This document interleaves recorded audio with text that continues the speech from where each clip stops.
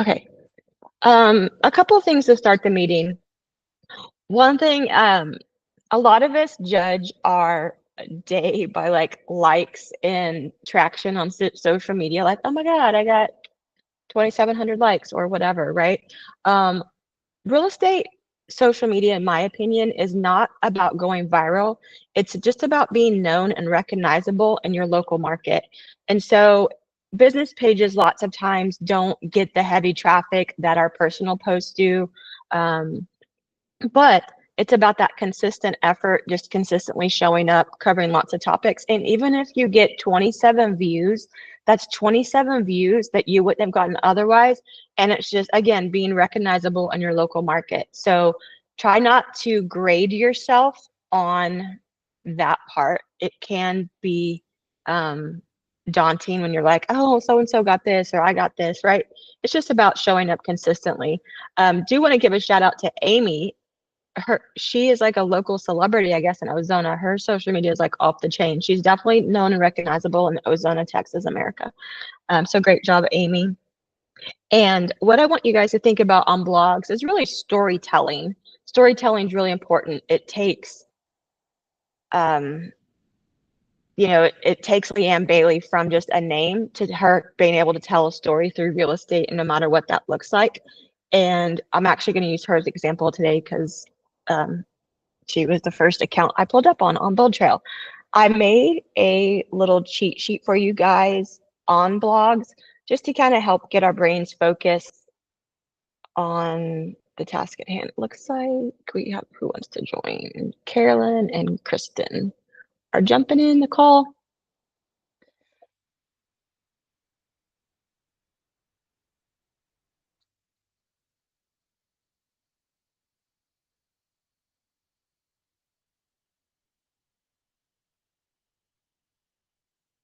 So I emailed out a little cheat sheet I had made on Bold Trail, just ways to get to different things within your Bold Trail.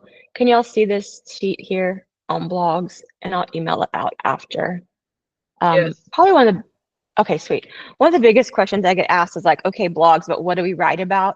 So here are just some ideas that I think each of us should have working within our blogs. Lauren's done a great job. Tiffany's done a great job on past closing stories. And what do I mean by that? Past closing stories to me are that pattern of success that Charlie's mentioned in a couple of meetings, just to show clients that, hey, we have seen success in this business.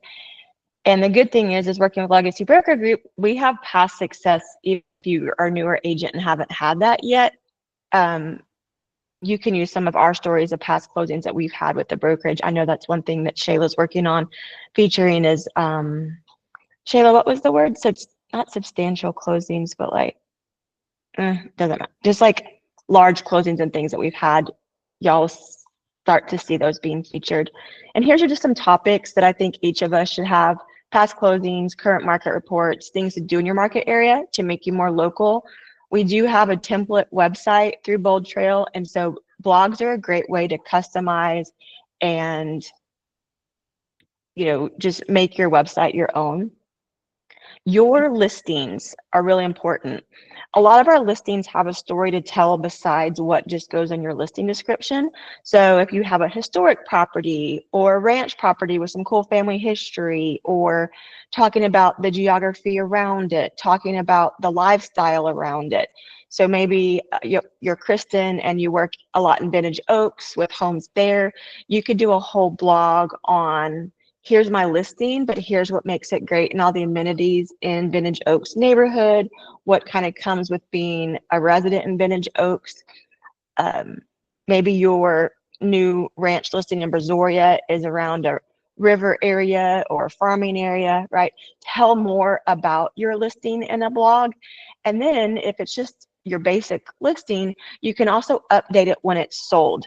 When we're sharing out listing links through Bold Trail, once that listing closes, that link disappears and it actually will show up like as an error on your page, which we don't want. So blogs give us a great way to keep that link live, and then you can always go back in and update. Basic buyer steps, I think, are important. Seller steps, that type of thing, to walk people through it. And then let's say you have a niche. Brittany and Carolyn, both of our new agents, both have a background in equestrian. So maybe you're going to talk about equine care, or I don't know if we ever want to talk about how much money it takes to maintain a horse, because that'll be a never-ending receipt to show. But talk about your niche. What do you like working in? Do you like helping people downsize? Do you like working with first-time home buyers? And you can even have multiple topics within this, but that's going to be more for your personality and what you enjoy doing. Community events are great. I know Karen up in Canadian, very small town. We went to her Chamber of Commerce up there and the museum that she works at, and pulled some articles and different things on local events in their area. And some of those have gotten some great traction. And then Colton and Mason, we both worked with them on sharing multiple listings. A lot of times a buyer might want to see 3 different properties or listed by 3 different people. How can we send that out, especially if they're on lands.com and not land.com and not your MLS? How can we incorporate that so that when they click that link, it directs them back to our website and not just sending them 3 listings through land.com through somebody else's website? So we're going to go over that. And then once we create the blogs, what do we do with the blogs? So sharing blog links to all your digital media. One other thing you can add to that is like Pinterest. You can talk about home decor tips or current architectural trends or home decor, whatever, and list it Pinterest, Instagram, Facebook, Google, all the things there. And then I know Ashley for a while, I'm not sure if she still is, was doing monthly email blasts through a third party like MailChimp. You could embed your blogs into your email drips. You could also turn it into a QR code for a mailer. So if you're working on a postcard campaign or you're going to do a trifold brochure that you're going to take to people downsizing, that QR code could take them specifically to your blog about downsizing. So there's lots of ways to think of it that way. I don't live in a neighborhood, but when I did, they have like the next door apps and things like that. Let's say you did a blog on the neighborhood park or something like that. You could always share it into like little neighborhood group apps. Also, I know like Lauren's working on a combined open house. You could share all the listing links and information about what's going to go on for that community open house in that blog and share it out. And that way you're going to include multiple listing links in one blog. We have football season coming up. You could do your local football season calendar, band calendar.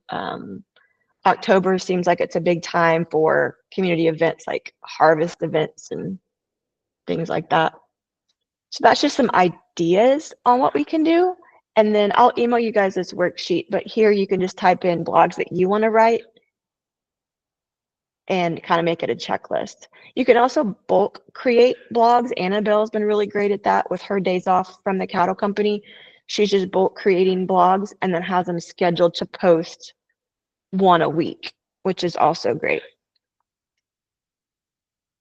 So let's flip back to Bold Trail. Hopefully everybody has seen this screen. On Bold Trail, this is what your main dashboard is going to look like. And then to get to your blog section, you're going to click Web and IDX. And then you click blog. And then here you're going to add a post. I know I talked about stats not being the thermometer of your business, but I do want you to show y'all to see that there's certain topics that people are searching for. This blog we actually had reposted from last year, and we reposted it in May. Over 1,000 people have viewed it. So 1,000 people have clicked the link, gone on Leanne's website, and read about 5 things she wishes she would have known before buying her first home. You can see too, there's other hot topics. Some of them probably haven't been shared to her social media. This is her broker announcement that she had through a blog, how to sell your home. So you can see sort of hot topics that people are searching for. Real estate market is another great blog idea. So those are some pretty great reaches that she's had through blogs. And if you haven't gone to your website lately, Another thing I like about blogs is when they're going into their blogs, they're seeing a search bar. And so the goal is that they go reach your blog and then they're poking around and looking at properties, and then you get an alert through your phone and email. Does that make sense to you guys? Yes. Fantastic, thank you. So you can also ask ChatGPT all kinds of things. For many of us, it has become our personal assistant. So this morning I just typed in, I can't even type, what a Google, it should have been, what are Google searchable hot topics that buyers are currently looking for in the Texas real estate market that will help a realtor with Legacy Broker Group get more traction to their website and social media platforms, right? You can make it super specific. Don't just say, give me 20 blog topics, ask for specific direction. Our goal is to get people to your website that are gonna find you, that are gonna wanna use you. So boom, it just cranks them out. Fast growing cities, luxury offerings. It can be very detailed, but these are all things people are searching for. So then you can literally take this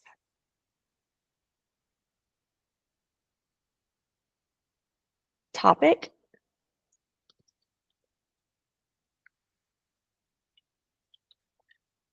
and have it write you a blog. Of course, you can edit and all that good stuff after.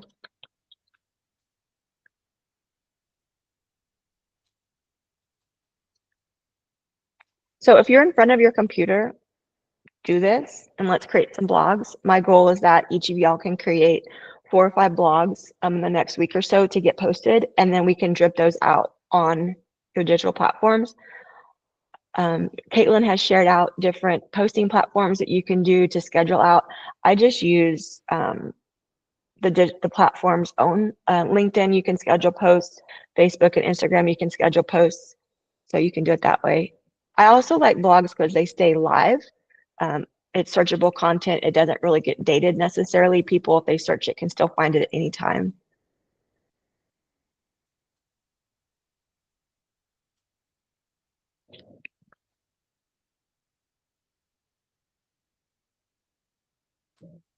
And then obviously read it over to make sure. ChatGPT, for how great it is, sometimes is not accurate. I know I think Shayla and Jessica are both on the call. I copy this and then I put it in a Word document and then I share it. If you don't, it comes up with those little weird asterisks and sometimes it'll highlight words that it's considering. So I always put everything in a Word document and then post it. Shayla, how do y'all do them on the brokerage level if you're going from ChatGPT? I do the same thing. I put it in my notes section on my computer. I'll just paste it because all the asterisks and stuff that pop up. I don't know why it does that, but I just I do Google Doc, and then I'm a shortcut queen.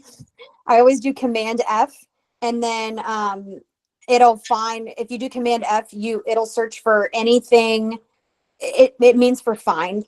It'll search anything in the document, and then I'll just put like the asterisk, and then I'll press like delete all. So that's whoa. I love that. Dang. Oh, I didn't know that. I love shortcuts. Like, ask anybody, it's a problem. Like, anytime I can have a She shortcut. does. She does. Maybe that could be your new nickname. We'll just call you Shortcut. I like it. Shortcut Shayla. Yeah. Love it. And so then from here, I would just copy and paste.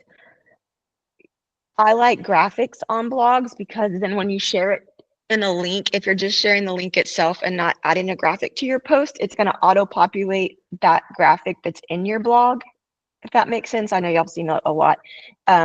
Bold Trail defaults to kind of some corny ones. I know like the home seller valuation one, it just has a question mark and a house. You can change that to where it's your own graphic, and we can create those. I just made one in Canva that's not the most fantastic thing I've ever created, but it's a template that y'all could just use. To me, this size looks best for blogs because that's like the size needed for it to keep all the same margins and when you share the link out. So we can just go here, we can hit add post. Oh, I didn't format it. Hold, please. I didn't copy this. And I always look at spacing. For some reason, it kind of gets wonky with spacing. So just kind of look at that before you post it. I also like blogs because you can edit them at any time and that link stays live. So let's say that Leanne's sharing a listing about her property in El Dorado and we get it under contract and get it sold. You can change the subject line on your blog or change the title to sold and then keep the blog the same. That also shows that same pattern of success. She had a listing, she talked about it, and now it's updated to being sold. And then when people go stalk her on her website, they're gonna be like, oh wow, she's had quite a bit of success in real estate, right? It just helps elevate who you are as an agent when you have that. So ad posts. Creating blogs is kind of like journaling about your business in a way. It's like, what are frequently asked questions that people have asked you about in real estate? What do you wish you could say to people about real estate? What do you wish people knew? So think of it as a way to answer questions or provide information and be a resource. Shayla and Jessica, when y'all are doing brokerage posts, kind of what is y'all's guide or reference on things that y'all post about?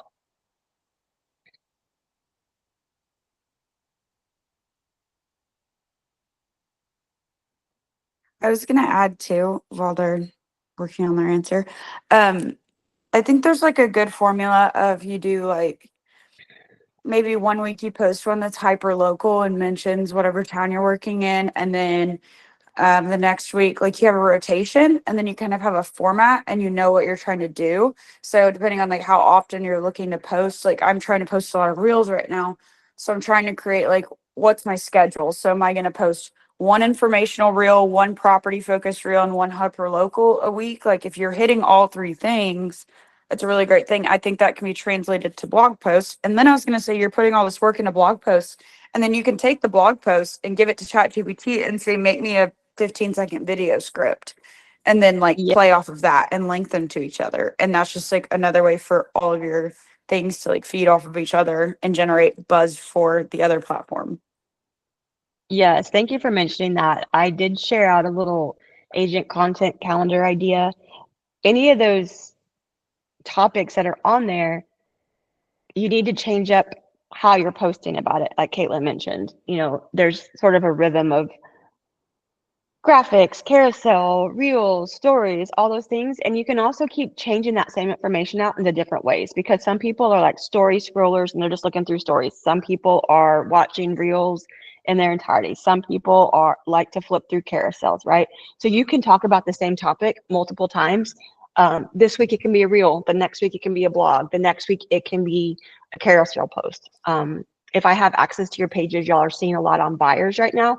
I'm trying to create a lot of buyer content so that we can convert them to listings. So yeah, so then you could just, one thing too is on Bold Trail, you have to make it like decrease the graph. I can't even know what I'm trying to say. Hold, let me just show you. So you have to resize it, I guess, to like lower quality for it to upload to Bold Trail. I can't remember the size requirements off the top of my head. 100 But- by 400.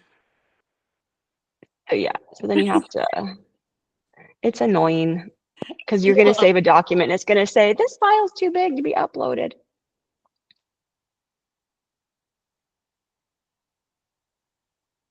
And then again, there's probably a lot more ways to do this than how I do it. I just taught myself, so this is all, this is all I know. Okay, and then we can publish it. And you can also do that bulk create, and then like Caitlin mentioned, have a schedule and then rotate your blogs and information when you want it to go out. So even if you create this today, that doesn't mean you have to post about it today.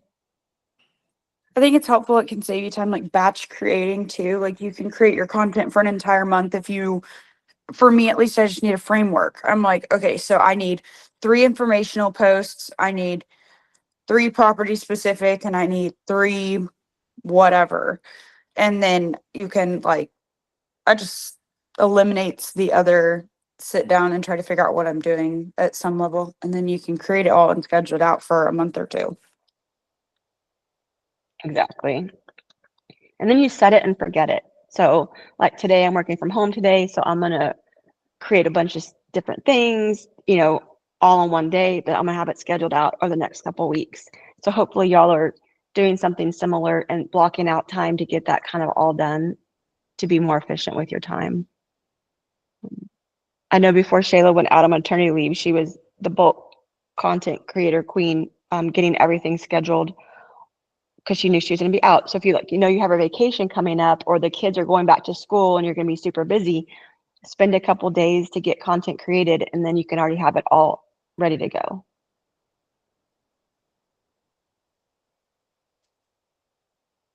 And then again, you could just ask ChatGPT to take that information and create sort of a hook to get people to read the blog.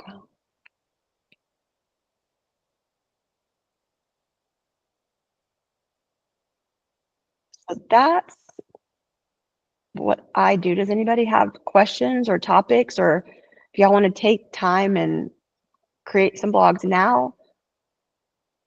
Lisa, could I you don't like show how me how to schedule it? Like, I know how to post it, but I guess I missed the part where you can schedule it. I just schedule it through like Facebook or LinkedIn. Not you can't schedule it within Bold Trail, but Oh, then okay. like to launch them on just to launch them on digital platforms. Okay, that makes sense. Yeah, what I like about too is like you can get all the blogs there, so you're going to get some organic reach just from different Google searches. And then just like with a listing, right? There's kind of a marketing plan on how we roll out a listing. Same thing for any content, right? Again, have an objective, like Caitlin mentioned, have a goal of what we're trying to reach and talk about, and then have it all scheduled out. Shayla's probably cringing at the way I do things, but this is like the only way I know how to do it. LinkedIn's a great platform we don't really talk about a whole lot, especially for information and business related type things. Definitely don't sleep on LinkedIn. And then here on LinkedIn, you can just click this little guy, schedule for later, and you can move it on the calendar. Yeah, that's how you'll schedule it. Let me see. And then again, your niche and how you work your real estate business is going to be different from everybody else on our team. So incorporate that when you're asking about what blogs to write. I also think sometimes we overcomplicate topics. A lot of people just want basic information. They don't know how to get started. They don't know how to go shop for a new home while they currently own another home. So think about the questions that you've been asked by people over the years that you've been in real estate to create a place for people to land to find that good information. Wait, I'm not going to post this because I really didn't read it over, so we're just going to X out of this. Don't stress. We're going to delete this. Do y'all have any questions or ideas on that? So just think about it as a way to get information out there and direct people back to your website, whatever that looks like. You're having an event, you're working with a title company to do an informational webinar. You don't always have to have a big flyer. Put that information in a blog. Also, sharing blogs to stories is really important. I know Shayla and Jessica have been working a lot on stories for our brokerage page. Stories are very engaging. When you schedule stories through Meta, however you say it, it's kind of weird when you share the link. So I like when you share stories more organically because then you can show the link on your Facebook stories. Let me go here.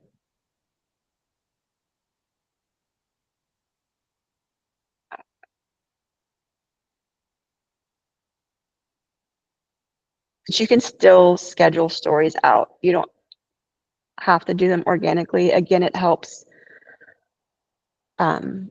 just to kind of always have that created.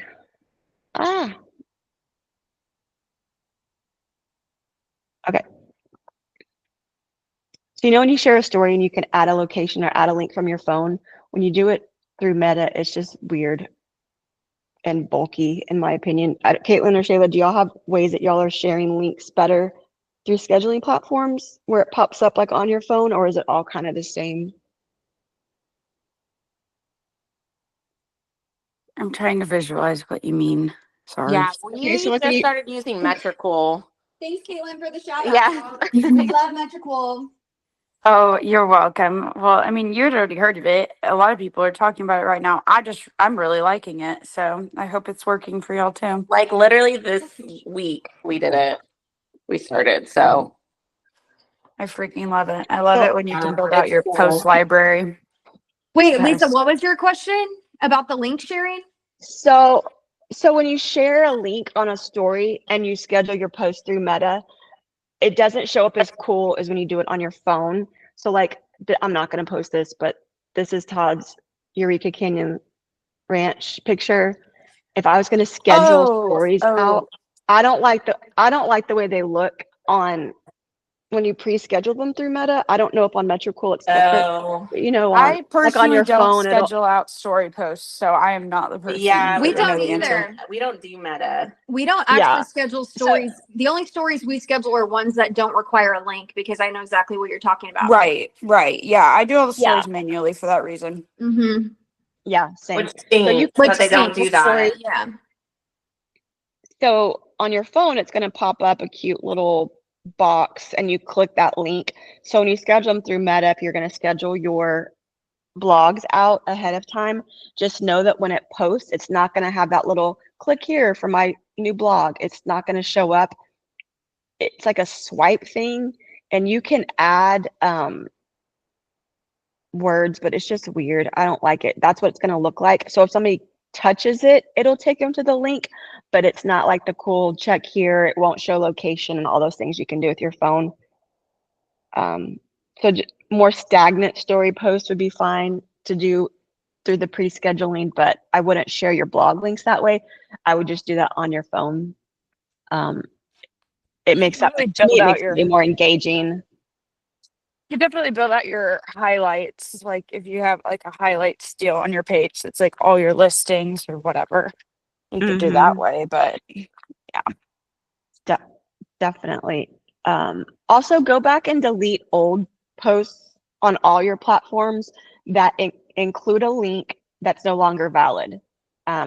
Google all of the platforms. If any platform has your profile with old links, it's going to give you kind of demerits.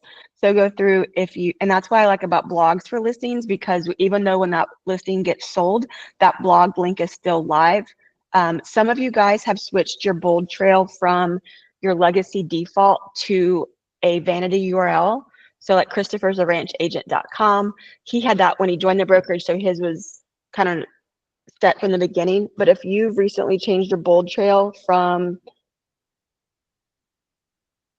your name .legacybrokergroup.com to the best realtor in Texas.com, any old links that you had from your old legacy website are also invalid. So just think about that. If you're doing a redirect, it's different because your links, when you share them out, will still be your legacy website. But if you switch to a vanity URL and registered it through Bold Trail, go back and delete all of those, including blogs. I know Mason's Ranch Properties of Texas.com. We got his switched pretty early. I'm trying to think if anybody else has done it, but just go check those. I know that Tiffany this week, Facebook flagged her account from something she posted in 2024. It triggered. Well, having those, your page kind of gets shadow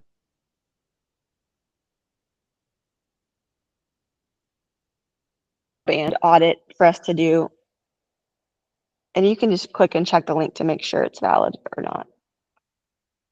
So that's what I have on blogs. I like it too because it's sort of passive work you can do, but being very intentional. So you can do this while your spouse or partner is watching a TV show that you don't want to watch. Just sit there and create blogs. That's what I do. Y'all have any questions? Go back on ChatGPT and just ask it, what are some great blog topics? And it will literally tell you. You can also repost blogs. So if you created a blog last year and it got some good traction, repost it, reshare it. There's nothing wrong with that. The same people that read it the first time have forgotten about it. You can also change the graphic in the blog. You can add graphics anytime in the blog. You can add links in the blog. But just to get started and get in the habit, I would just keep it simple and get consistent, and then you can always add and tweak later on.